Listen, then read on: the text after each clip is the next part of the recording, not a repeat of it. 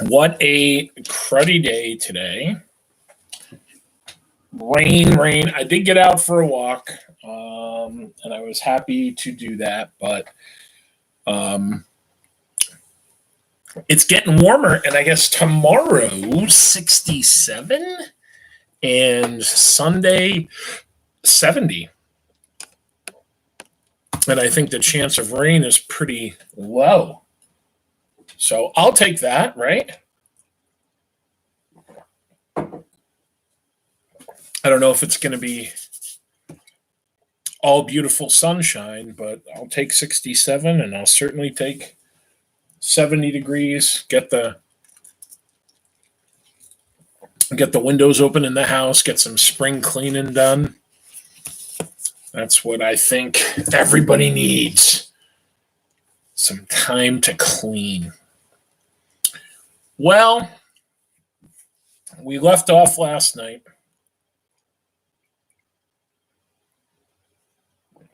I'm trying to finish this coffee here. The last few nights I've been yawning on you guys.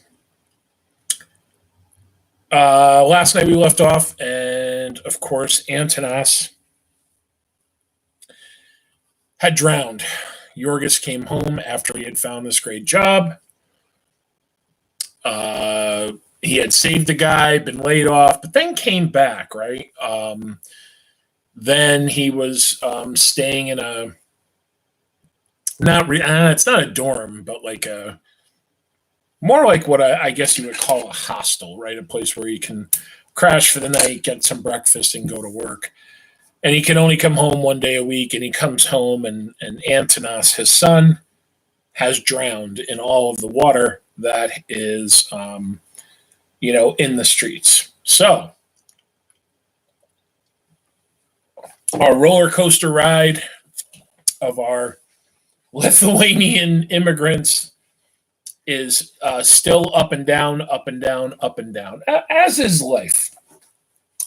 And I was talking to my son about this today. I think my older son he's 16. My younger son is 13, almost 14, and I think he's at that 8th grade, going into 9th grade, which is always a little bit of a tricky step. And I think I don't want to say he's not handling this well, but he certainly is a little more emotional about it. Excuse me. And, I told him today, I said, this is exactly what life is like. Life is about these curveballs being thrown at you and these brick walls popping up in front of you. And, you take it and you look at it and you say, hey, listen, I'm not going to let this keep me down. And you get through it, you trudge through it. And I think we're doing it. We're doing it. But, certainly Jurgis in this book, woof, holy moly.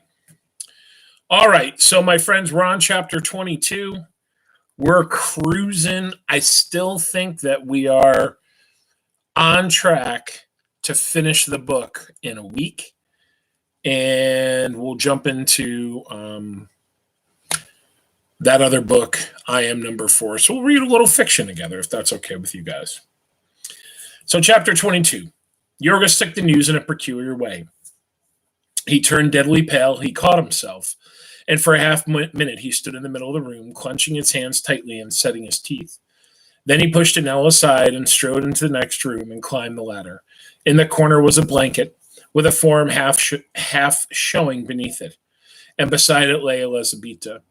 Whether crying or in a faint, Jurgis could not tell. Marija was pacing the room, screaming and wringing her hands.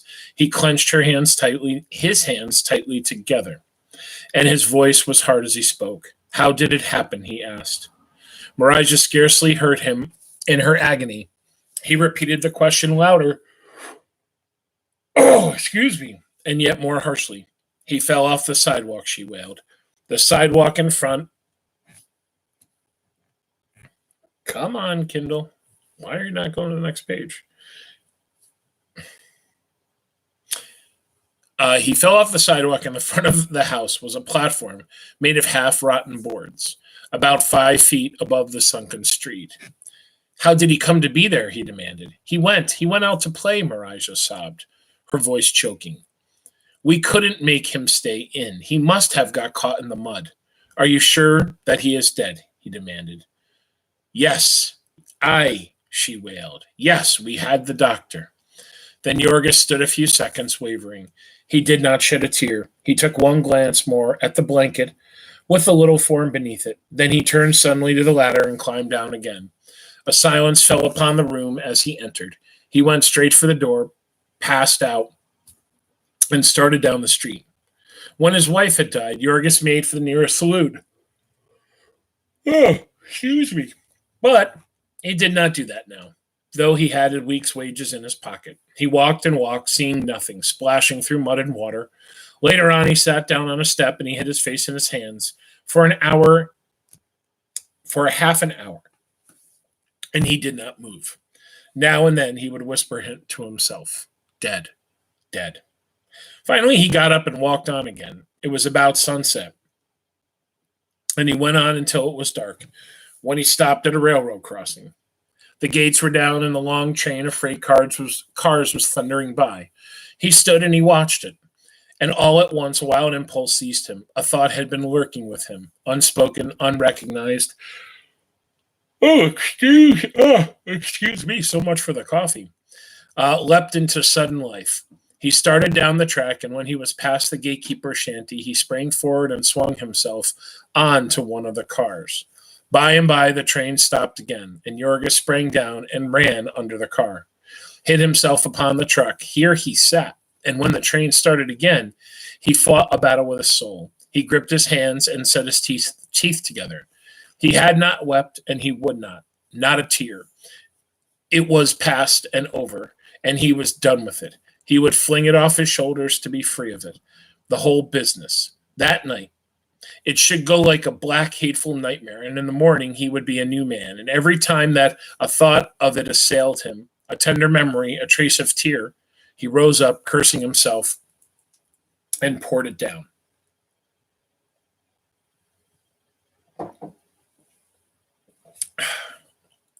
He was fighting for his life. He gnashed his teeth together in his desperation. He had been a fool. He had wasted his life. He had wrecked himself with his accursed weakness, and now he was done with it. He would tear it out of him, root and branch. There should be no more tears and no more tenderness. He had had enough of them. They had sold him into slavery. Now he was going to be free, to tear off the shackles, to rise up and fight.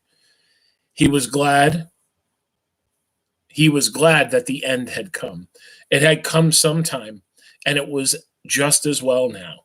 This was no world for women and children, and the sooner they got out of it, the sooner or the better for them.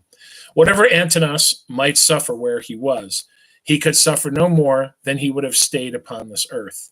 And meantime, his father had thought the last thought about him, and he meant to. He was going to think of himself. He was going to fight for himself against the world that had baffled him and tortured him. So he went on tearing up all the flowers from the garden of his soul and setting his heel upon them. The train thundered deafeningly, and the storm of dust blew in his face. But though it stopped now and then through the night, he clung where he was. He would cling there until he was driven off. For every mile that he got from Packingtown meant another load from his mind. Whenever the car stopped, a warm breeze blew upon him, a breeze laden with the perfume of fresh fields, of honeysuckle and clover. He snuffed it. It made his heart beat wildly. He was out in the country again. He was going to live in the country. When the dawn came, he was peering out with hungry eyes, getting glimpses of meadows and woods and rivers. At last, he could no longer stand it.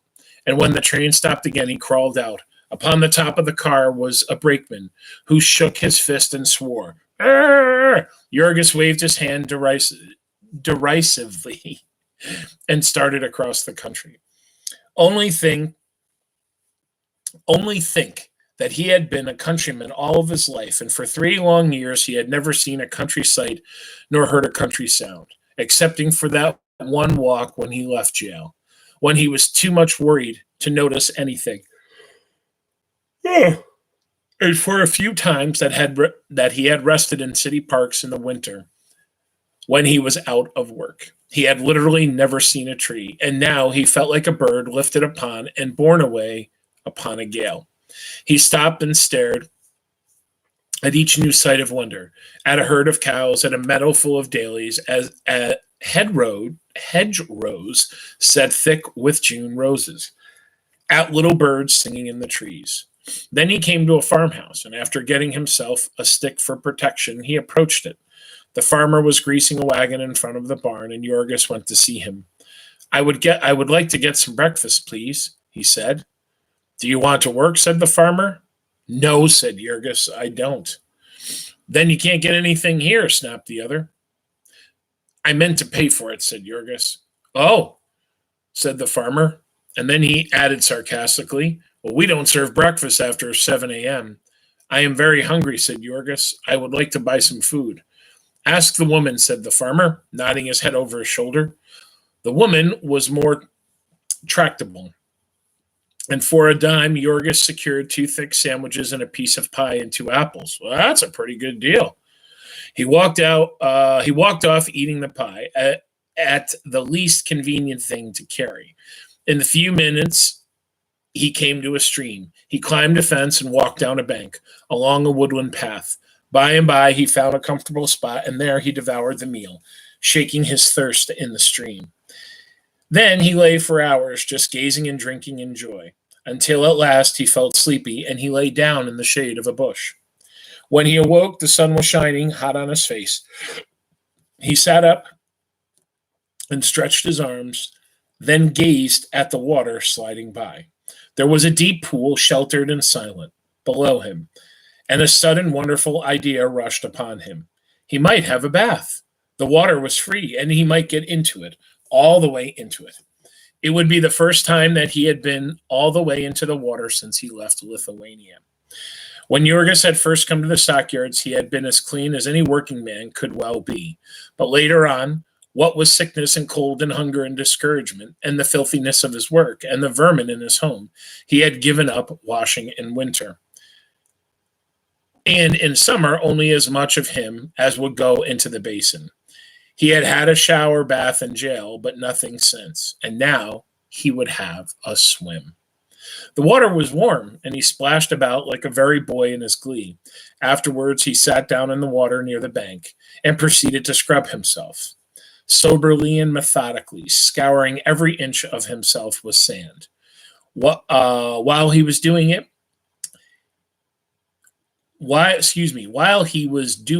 he would do it thoroughly and see how it felt to be clean. He even scrubbed his head with sand and combed what the men called crumbs out of his hair, black hair, holding his head under the water as long as he could, to see if he could not kill them all. Then, seeing that the sun was still hot, he took his clothes from the bank and proceeded to wash them piece by piece as the dirt and grease went floating off downstream. He grunted with satisfaction and soused the clothes again, venturing even to dream that he might get rid of the fertilizer. He hung them all up, and while they were drying, he lay down in the sun and had another long sleep. They were hot and stiff as boards on top and a little damp on the underside when he had awakened. But being hungry, he put them on and set out again. He had no knife, but with him some labor, he broke himself a good stout club and armed himself with this. He marched down the road again. Before long, he came to a big farmhouse, and he turned up the lane that led to it. It was just supper time, and the farmer was washing his hands at the kitchen door. Please, sir, said Jurgis, can I have something to eat? I can pay. To which the farmer responded promptly, we don't feed tramps here. Get out. Jurgis went without a word, but he passed round the barn. He came to a freshly plowed and harrowed field, in which the farmer has set out some young peach trees, and as he walked, he jerked up a row of them by the roots, more than 100 trees in all, before he reached the end of the field. That was his answer, and it showed his mood. By now on, From now on, he was fighting, and the man who hit him would get all that he gave every time. So, hey, you're not going to give me some food? Fine, no problem. And as he's walking up, he's going to rip the peach trees out of the ground. Well, that's what we call in Middleburg brat. Anywho, but don't blame him. I'm not going to blame him, right? He's having a tough day. Beyond the orchard, Jurgis struck with a patch of woods and then the field of winter grain, and came at last to another road. Before long, he saw another farmhouse, and as it was beginning to cloud over a little, he asked here for shelter as well as food. Seeing the farmer eyeing him dubiously, he said, "I'll be glad to sleep in the barn." "Well, I don't know," said the other. "Do you smoke?" "Sometimes," said Jurgis, "but I'll do it outdoors." Then the man had assented. He inquired, "How much will it cost me? I haven't very much money." "I reckon about 20 cents for supper," replied the farmer. "I won't charge you for the barn." So Jurgis went in and sat down at the table with the farmer's wife and a half dozen children. It was a bountiful meal. There were baked beans, mashed potatoes, asparagus chopped and stewed, and a dish of strawberries, great thick slices of bread, and a pitcher of milk. Jurgis had not had such a feast since his wedding day, and he made a mighty effort to put in his 20 cents worth. They were all of them too hungry to talk, but afterwards they sat upon the steps and smoked, and the farmer questioned his guest. When Jurgis had explained that he was a working man from Chicago, and that he did not know whether he was bound, the other said, "Why don't you stay here and work for me?" "I'm not looking for work right now," Jurgis answered. "I'll pay you good," said the other, eyeing his big form. $1 a day and board you. Help's terrible scarce round here." "Is that winter as well as summer?" Jurgis demanded. "No," said the farmer. "I couldn't keep you after November. I ain't big enough place for that." "I see," said Jurgis. "That's what I thought. When you get through working your horses the fall, you'll turn them out in the snow." Jurgis was beginning to think for himself nowadays. "It ain't quite the same," the farmer answered, seeing the point. You ought to be work a strong fellow like you can mind to do in the cities or someplace in the wintertime." "Yes," said Jurgis, "that's what they all think, and so they crowd into the cities. And when they have to beg or steal to live, then people ask them why they don't go into the country, where help is scarce." The farmer meditated a while. "How about when your money's gone?" he inquired finally. "You'll have to. Then, won't you?" "Wait till she's gone," said Jurgis. "Then I'll see." He had a long sleep in the barn, and then a big breakfast of coffee, bread, oatmeal, and stewed cherries, for which the man charged him only 15 cents, perhaps having been influenced by his arguments. Then Jurgis bade farewell and went on his way. Such was the beginning of his life as a tramp. It was seldom he got as fair treatment as from the last farmer, and so as time went on, he learned to shun the houses and to prefer sleeping in the fields. When it rained, he would find a deserted building if he could, and if not, he would wait until after dark and then, with his stick ready, begin a steady approach upon a barn. Generally, he could get in before a dog got scent of him. Then he would hide in the hay and be safe until morning. If not, a dog attacked him, he would rise up and make a retreat in battle order. Jurgis was not the mighty man he once had been, but his arms were still good, and there were a few farm dogs he hated to hit more than once. Before long, there came raspberries, then blackberries, to help him save his money, and there were apples and orchards and potatoes in the grounds. He learned to note the places and fill his pockets after dark. Twice he even managed to capture a chicken and had a feast, once in a deserted barn, and the other time in a lonely spot alongside of a stream. When all of these things failed him, he used his money carefully, but without worry, for he saw that he could earn more when he had chose. Half an hour's chopping wood is his lively fashion was enough to bring him a meal. When the farmer had seen him working, he would sometimes try to bribe him to stay. But Jurgis was not staying. He was a free man now, a buccaneer. The old wanderlust had got into his blood. The joy of the unbound life, the joy of seeking, of hoping without limit. There were mishaps and discomforts, but at least there was always something new. And only think what it means to be a man who for years had been penned up in one place, seeing nothing but a dreary prospect of shanties and factories, to be suddenly set loose beneath the open sky, to behold new landscapes, new places, and new people every hour. To a man whose life had consisted of doing one certain thing all day until he was so exhausted that he could only lie down and sleep until the next day. And to be now his own master, working as he pleased and when he pleased, and facing a new adventure every hour. Yeah, boy, he went from one extreme to the next.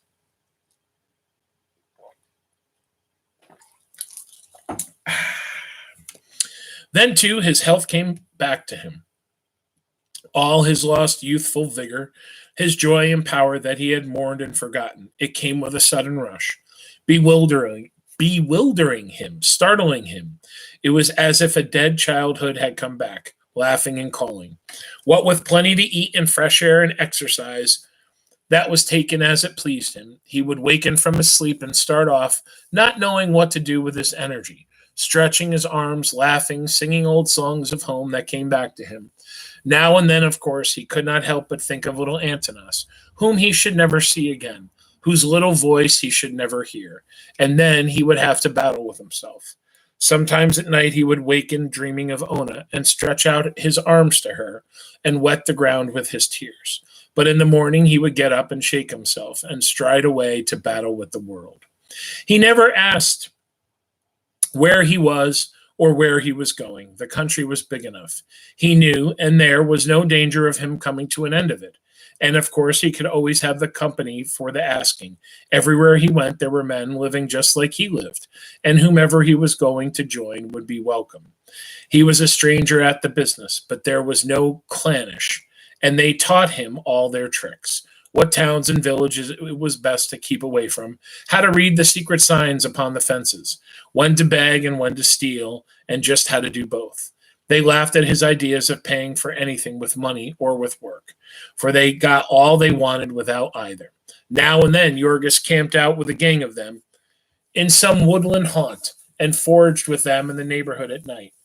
Then among them someone would take a shine to him, and they would go off together and travel for a week, exchanging reminiscence. Of all the professional tramps, a great many had, of course, been shiftless and vicious all their lives.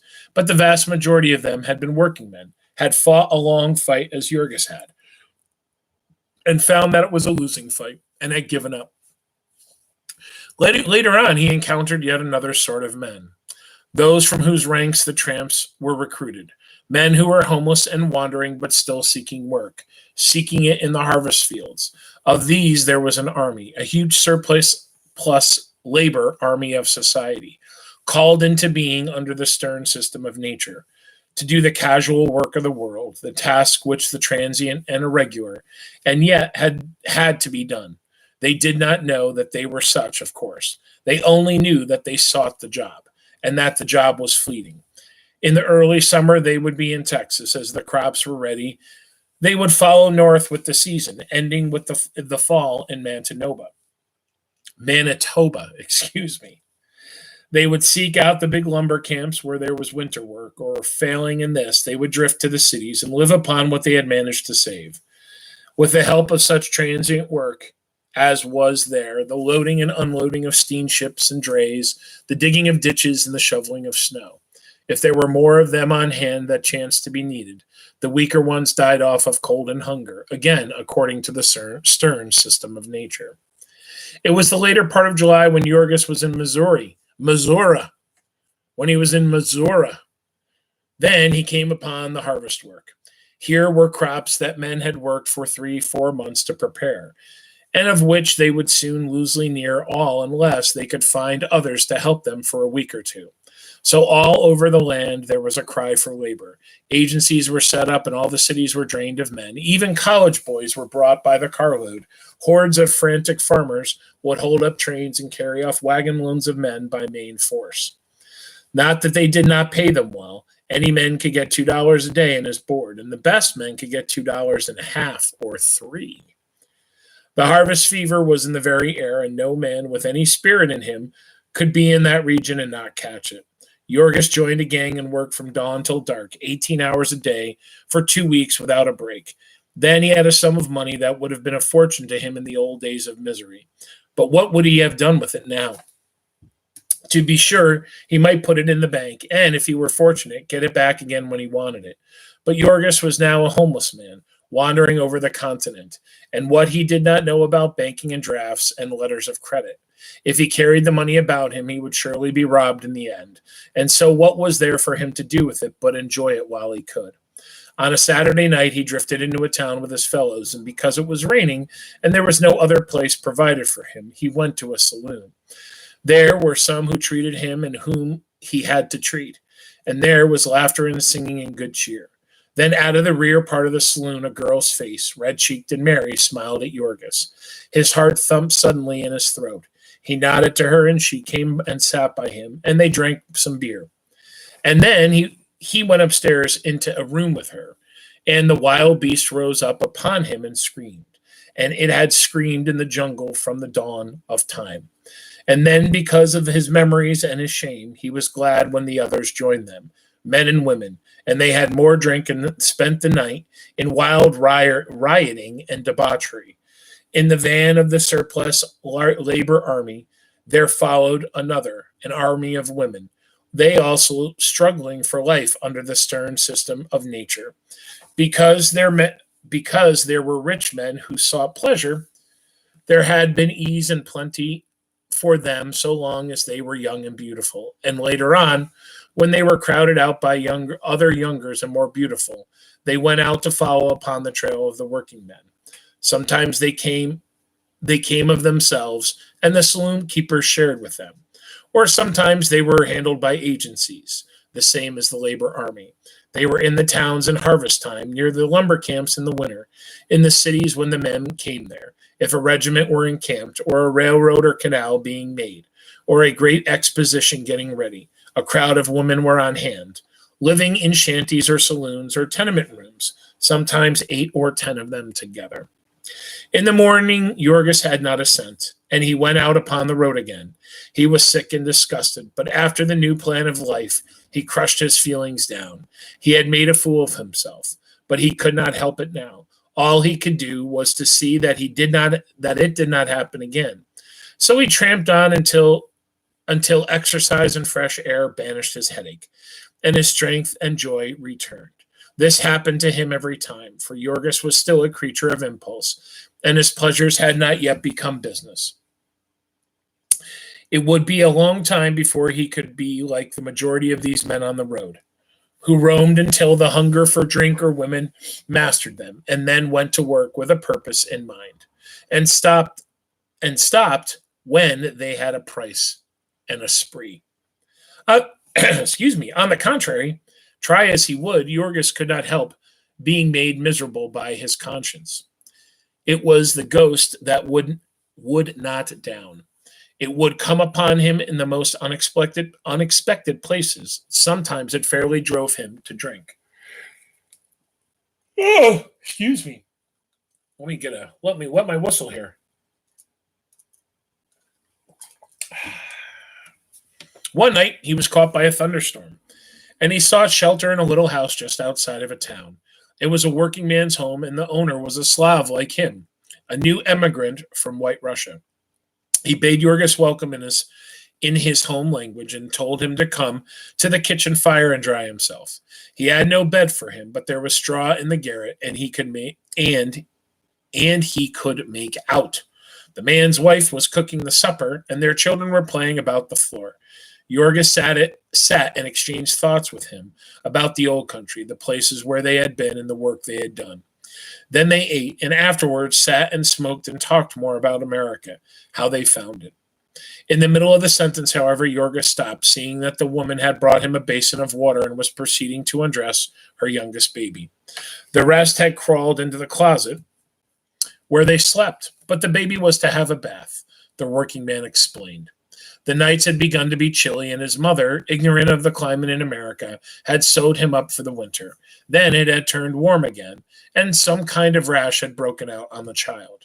The doctor had said that she must bathe him every night, and she, foolish woman, believed him. Jurgis scarcely heard the explanation, and he was watching the baby. He was about a year old and a sturdy little fellow with soft, fat legs and a round ball of a stomach, and his eyes were black as coals. His pimples did not seem to bother him much, and he was as wild with glee over the bath, kicking and squirming and chuckling with delight, pulling at his mother's face and then at his own little toes. When she put him into the basin, he sat in the midst of it and grinned, splashing the water over himself and squealing like a little pig. He spoke in Russian, of which Jurgis knew some. He spoke with the quaintest of baby accents, and every word of it brought out to Jurgis some word of his own little dead one, and stabbed him like a knife. He sat perfectly motionless, silent, but gripping his hands tightly, while a storm gathered in his bosom and a flood heaped itself up behind his eyes. And in the end, he could bear it no more. He buried his face in his hands, and he burst into tears. To the alarm and the amazement of his house, between the shame of this and his woe, Jurgis could not stand it. He got out, and he rushed into the rain. He went on and on down the road, finally coming into the black woods, where he hid and he wept as if his heart would break. Ah, what an agony was that! What despair! When the tomb of memory was rent open, and the ghosts of his own life came forth to scour him. What terror to see what he had been and now could never be, to see Ona and his child and his own dead self stretching out their arms to him, calling to him across a bottomless abyss, and to know that they were gone from him forever, and is writhing and suffocating in the mire of his own vileness. Well, that's another chapter down, my friends. And Jurgis, you know what? I think out of everything we read, that's been just about the happiest stuff so far. Jurgis made money. He's been eating. He's been exercising. He's been bathing. He found some entertainment. We'll say, quote unquote, entertainment. But that entertainment robbed him all of his money in one night.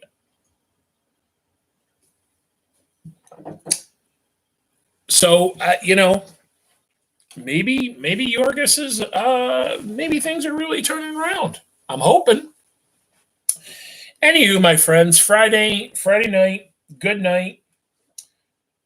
Getting warmer. Getting ready for a nice 60, upper 60s, 70 degrees on Sunday. Getting ready to get outside. So let's get to what we got in regards to news, right? So today, as you may or may not have heard, Governor Cuomo closed schools, closed the physical place of schools for the end of the year. Okay? So, of course, everybody started asking, oh, is school done for the year? No. And the governor made that very clear. Learning will continue until the end of the year. Learning will always continue. You should never stop learning. You should never say to yourself, I've learned it all. But learning in the classroom has ended for this year officially. Additionally, summer school, for those of you planning to attend, has gone to a virtual platform in the Capital District, at least. So if students fail classes, which students are going to fail classes, then they will learn or retake their classes, relearn everything like this. So, wow. So I am signed up to teach summer school at the moment.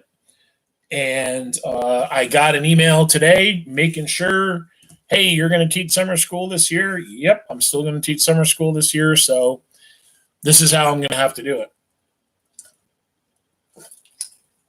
So, we'll see. We'll see how it goes. We'll see how it goes. But that is the verdict as of right now.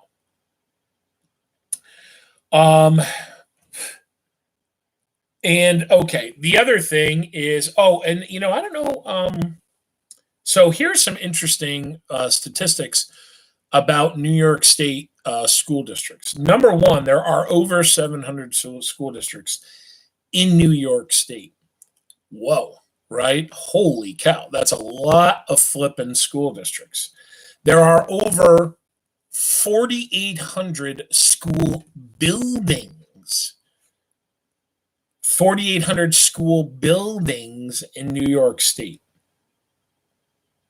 2.6 million public school students. So if you think that New York has 19.5 million people, 2.6 million of them are in public schools. And there are an additional 400,000 students in private schools.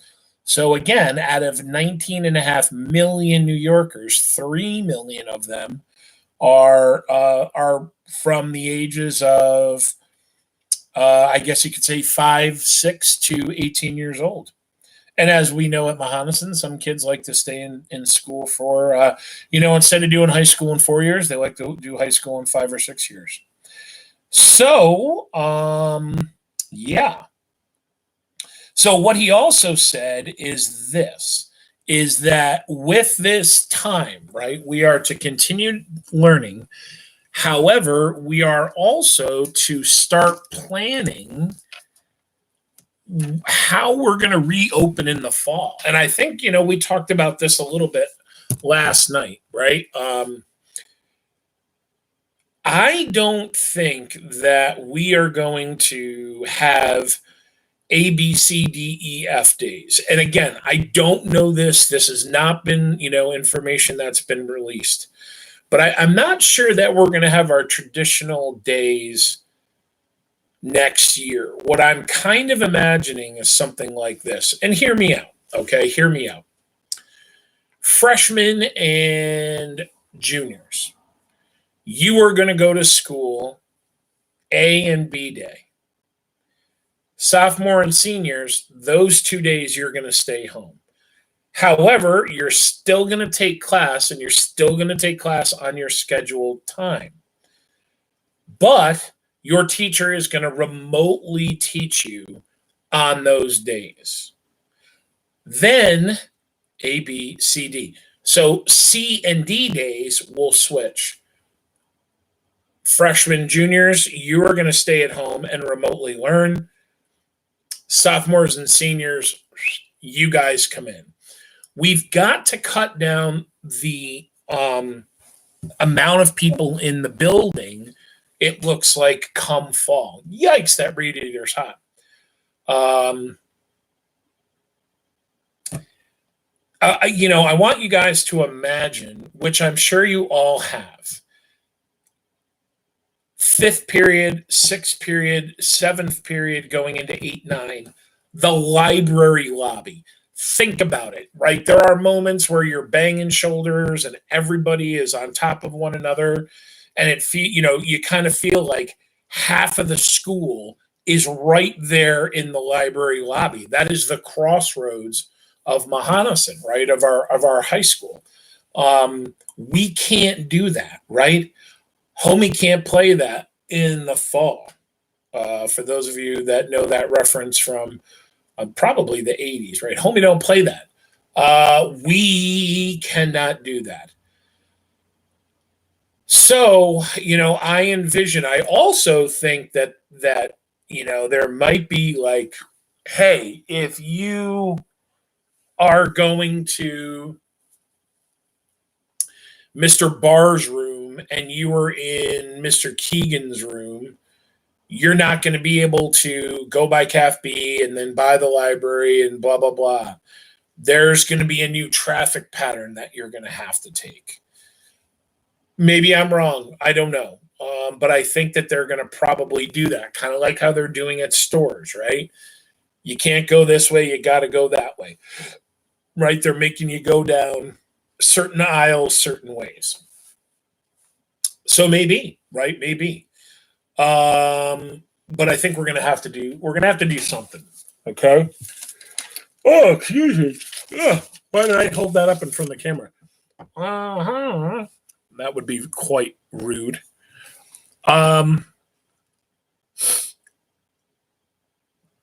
Still over. I'm sorry, I jumped down a little bit because I wanted to get into the school stuff. Oh, that's the other thing. So before a school can open in the fall, a school has to submit a plan on how they're going to track new cases. So, that's one of the big things that the governor continues to talk about is tracing, right? How do we need to be able to find a way to really be able to monitor how things are spreading. And we need to be able to do that in the schools. So I don't know if it means I don't know if it means a computer program or what it's going to mean, but, I'm assuming that, let's say 2 freshmen got it, God forbid, and they were both in the same class together and shared multiple classes together. Well, guess what? We got to take all those people in those classes and go, you got to quarantine for 14 days or whatever. And I know they're trying to do that kind of computer program on the state. I don't know if we're going to have to do that in the high school as well. I don't know. I mean, that's going to take people, right? That's going to take a team of people to do that and monitor that. All right. So again, the governor has been very passionate when he talks about this, but 289 New Yorkers passed away in the last 24 hours. He says that this is unacceptable. We need to get that number to 0. And agreed, people do die, but we need to get this under control. There were 1,000 new hospitalizations yesterday, and still several thousand. It was, I still think, in the 4,000 new tested positives, but around 1,000. And this is the number that I think has got the governor a little worried, is that this new hospitalization number, it was doing this, and now it kind of did this, and it's not really going down. It's kind of locked in around this 1,000-person range, and it's just kind of doing this. So, we'll see how that goes. But he said the infection rate is still too high. And I think that's, ultimately what's keeping our schools closed, is that, it's spreading too easily, too many new cases. And we don't need somebody with it walking into CAF B, guys. We just don't. So one of the things he talked about is that looking at March and April, we know that people around the country are having mental health issues, especially in our state. And the sad thing to hear is that in March, domestic violence was up 15%, and in April, it was up 30%. So, looking at this over the years, it's just going up. Is it directly linked to this? Sure it is. People are losing their jobs. People are in closer proximity. People are getting on people's nerves. Well, there you go. So, there are ways to get help. Reaching out to your adults at school, reaching out to other adults that you might know. If you are, having a problem like this, we can get you help, right? We can be the first line of defense for you, and we can try to get you help if you need it. One of the things that the governor is doing is that he is directing New York State health insurance companies to waive the co-pays and deductibles for essential workers when it comes to mental health care. So, well, what does that mean, Mr. Martin? I've heard the words, but what does it really mean? Okay. So let's use car insurance. No, well, we can just use health insurance, okay? I work for Mohonasen High School. I work for Mohonasen School District. And as a part of what they pay me, they give me a salary. And then they give me health benefits. They give me a medical plan, a healthcare plan. They give me a dental plan. They also contribute into a retirement plan for me, right? That's what teachers get. So in that healthcare plan, there are different healthcare plans that I can get from the district. Depending kind of on like your healthcare needs. So for instance, no health, I don't think any of the Mohonasen healthcare plans have full eye coverage. And boy, if they did, that would be great, because I have reading glasses and both of my sons have glasses. My son, each one of my, and I'm not complaining about it, but they're both active guys. They don't like sunglasses, so we always get them the transition lenses. We always get them these frames that basically you can tie it into a knot and they're not going to break. They're like $400 each, right? So if we had a healthcare plan that had glasses, I would probably get that. But the healthcare plans have what are called co-pays. So meaning that they are going to cover, the healthcare plan is going to cover so much. But when you go to the doctor, like Monday, I have a physical. They are going to charge me a $20 copay. That's my contribution to a doctor's visit. And a deductible is usually a bigger cost for something like real big. So like, let's say that, what could it be? Let's say that, let's say that, I was in an accident and I needed to have a ambulance ride, right, to Albany Med. Then there might be a $1,000 deductible. So it's similar to a copay, but they're basically saying this big ticket item, you've got to pay a bigger portion of it. So, things like that, maybe elective surgeries, right? You've got to have you were in an accident, you have a scar, and you're going to you want to have plastic surgery to get rid of the scar. Well, the health insurance plan is going to cover everything but the first $1,000. This is kind of similar to like car insurance. You can have if you go and you sign up for your car insurance, they say, well, it's going to be $1,000 a year for your car insurance policy.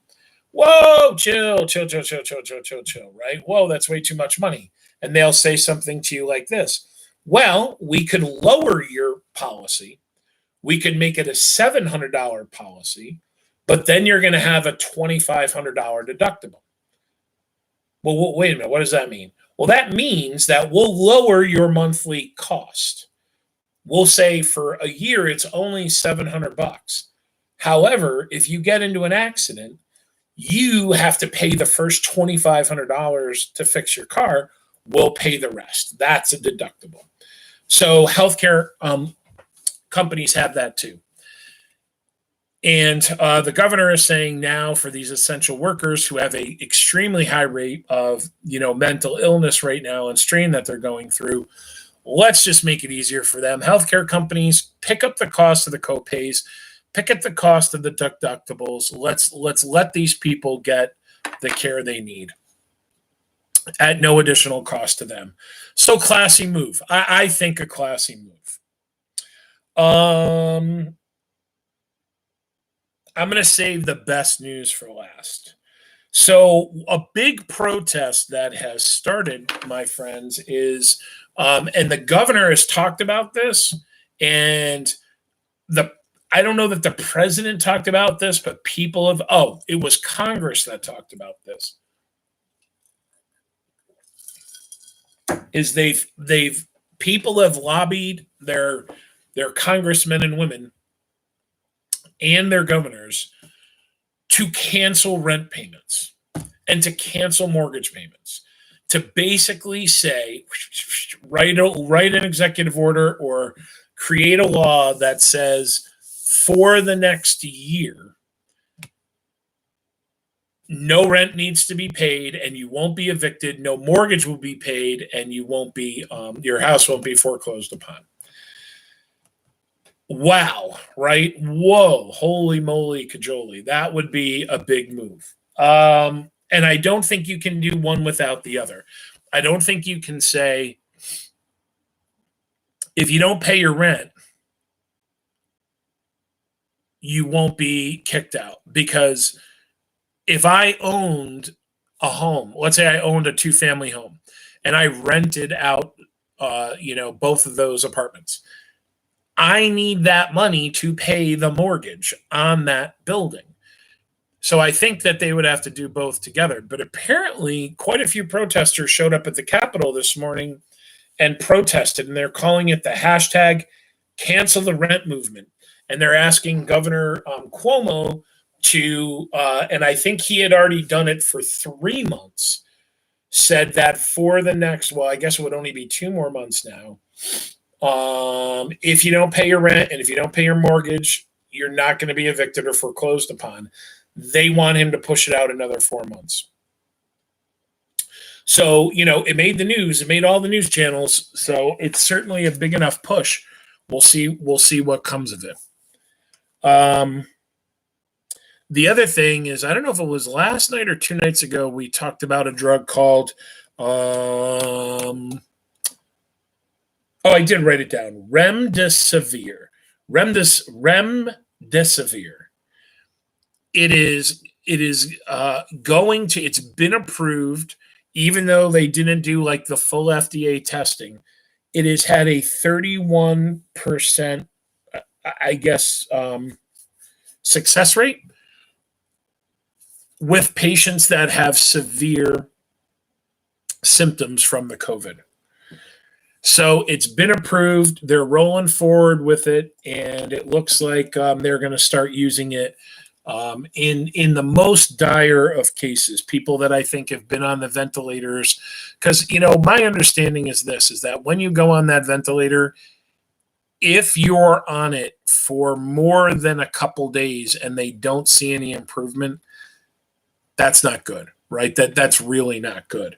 But it looks like this drug is having some, like I said, a 31% success rate.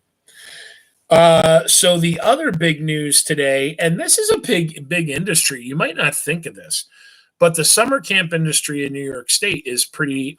There are quite a few. I'm going to try to find out how the number of summer camps in New York State. Well, some summer camps have already taken it upon themselves and said, we're closed. And apparently, the governor is going to, and I guess Elise Stefanik, who is a Congress woman from like up in the Adirondacks area, like Lake Champlain area. I think that's Essex and Washington County, I think. She said, though, the governor, kind of skimped out and should have made the real call by this time.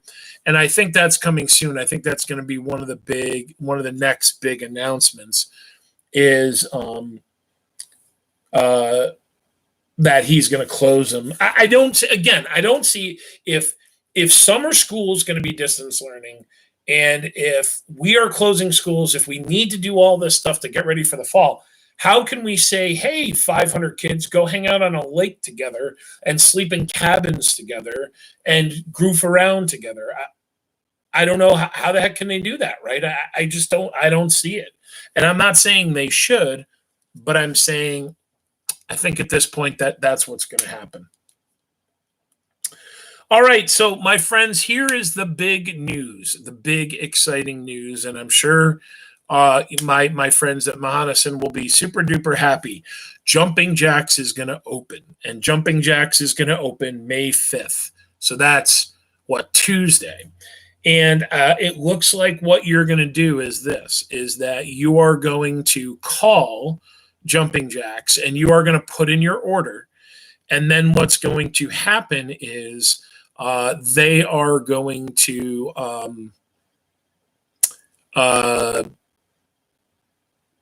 oh, that's right. I did write it down.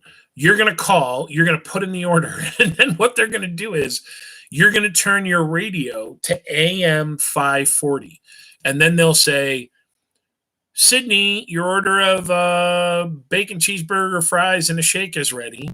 And then you will, I guess, drive up, and then they'll bring it out for you. So you're not going to be able to get out of your car, but you're going to call, you're going to order, you're going to tune your radio to a certain dial, and 5:40 a.m. or AM 5:40, and then they'll bring you your Jumping Jacks. So, God bless America. Jumping Jacks is going to open. Things are getting better.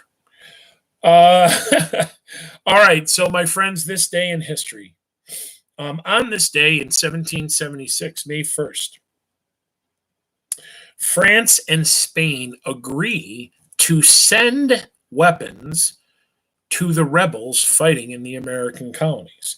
They do not yet ally themselves with the rebels, but they are going to start sending them weapons. 1926. On this day in 1926, the Ford Motor Company becomes the first major company in America to announce that they are going to move to a 40-hour work week. So, we're reading a book where people are working 13, 14, 15, 16 hours a day, every day but Sunday. Well, now Ford in 1926 says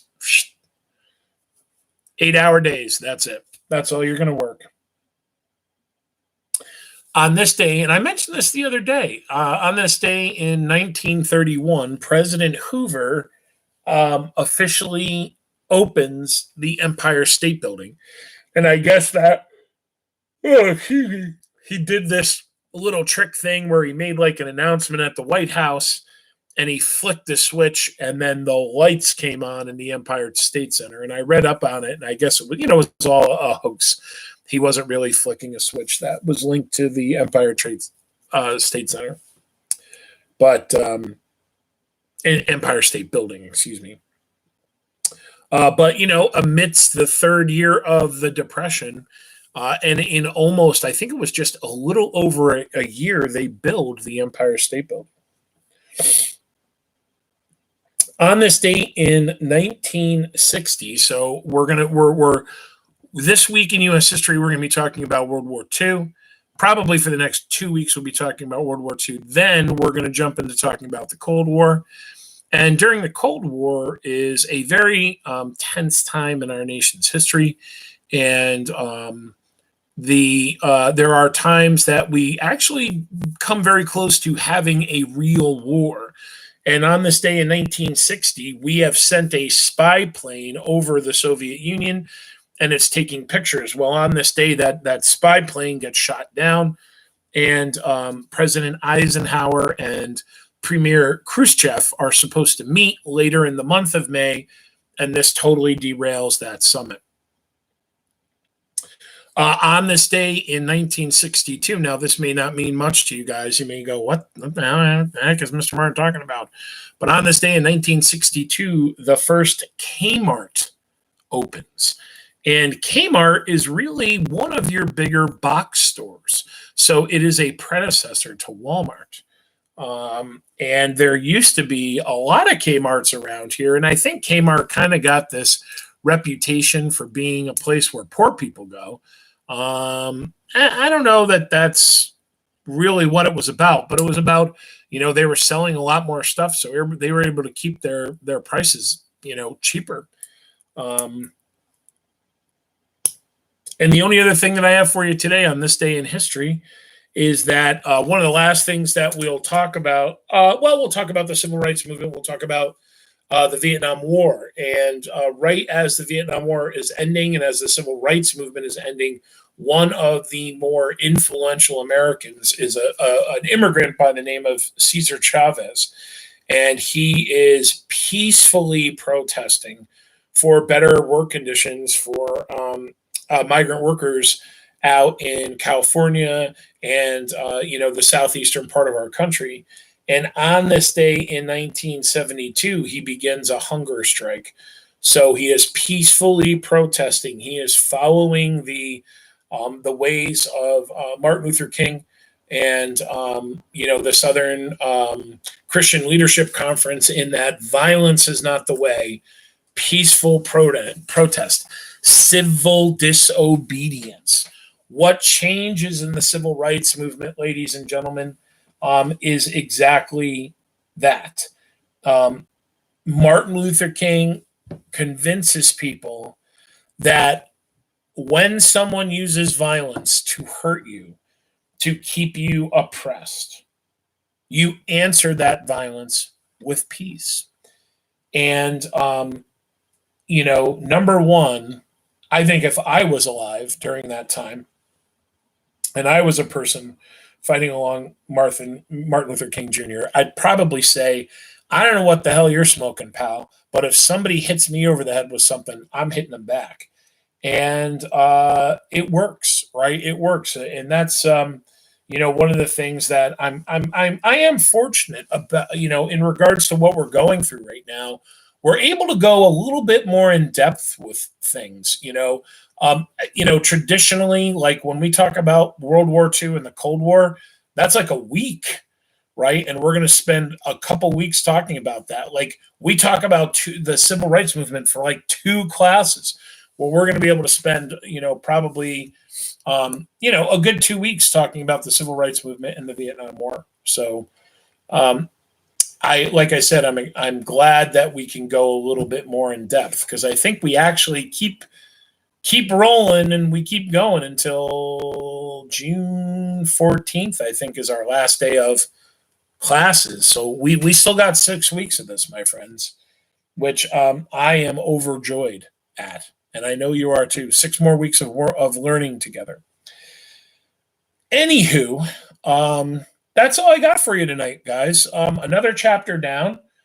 Things are going a little bit better for Jurgis, I think. I wonder what's going to happen next, right? I wonder what's going to happen next. He's kind of like taking this time to kind of rebuild himself. So is he going back? I wonder if he's going to go back to Chicago. I wonder if he's going to say like, hell with it, I'm going back to Lithuania, right? Or maybe I'm going to go to England, or maybe I'm going to go somewhere else. So I'm interested to see where he goes with this next.